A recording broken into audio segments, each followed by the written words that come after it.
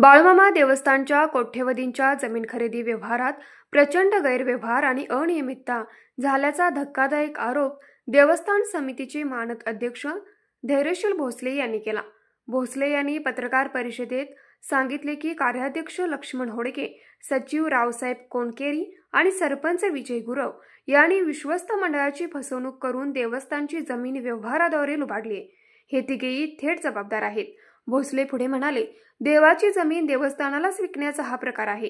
जेथे जमीन खरेदी करायची नव्हती तिथेच व्यवहार करून पॉवर ऑफ पॅटर्नच्या माध्यमातून गैरकृत्य लपवण्याचा प्रयत्न करण्यात आला। ही प्रक्रिया पूर्णपणे बेकायदेशीर असून देवस्थानाला कोट्यवधींचा फटका बसलाय। त्यांनी मागणी केली की सदर खरेदी व्यवहार तात्काळ रद्द करून देवस्थानचे सर्व पैसे पुन्हा देवस्थानच्या खात्यावर जमा करावेत, अन्यथा जबाबदारावर गुन्हे दाखल व्हावेत। भोसले यांनी पुढे उघड केलं की अरविंद स्मार्त यांच्याकडून जबरदस्तीने स्वाक्षरी घेऊन प्रोसिडिंगचे पान फाडून पुन्हा लिहिण्यात आलं। हा प्रकार अतिशय गंभीर असून समितीतील कोणत्याही ट्रस्टीला त्यांची माहिती देण्यात आली नव्हती। माजी ट्रस्टी भिकाजी चव्हाण यांनी पूर्वी 30,000 रुपयांच्या फरकाची जबाबदारी घेऊन राजीनामा दिला होता।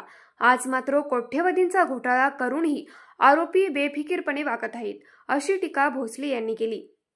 गोकुळचे माजी संचालक दिनकरराव कांबळे आणि बाजार समितीचे माजी अध्यक्ष दत्तात्रय पाटील यांनी सांगितले, देवस्थानच्या क्लर्कला जीवे मारण्याची धमक्या देऊन प्रोसिडिंग बदलून घेण्याची कृत्य करण्यात आलं।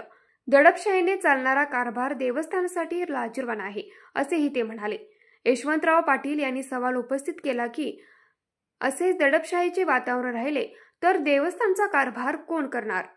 संदीप मगदूम आणि दिलीप पाटील यांनी आरोप केला की गेल्या 15 दिवसापासून आम्ही प्रोसिडिंगची नक्कल मागतो आहे, पण कार्याध्यक्ष लक्ष्मण होडके फोन घेत नाहीत आणि कोणत्याही ट्रस्टला किंमत देत नाहीत। सचिव कोणकेरी आणि कार्याध्यक्ष होडके यांनी गट नंबर 439 मधील जमीन परस्पर जाहिरात देऊन व संचकार पत्रात नसतानाही ठरावात दाखल केली, असा आरोप करण्यात आला।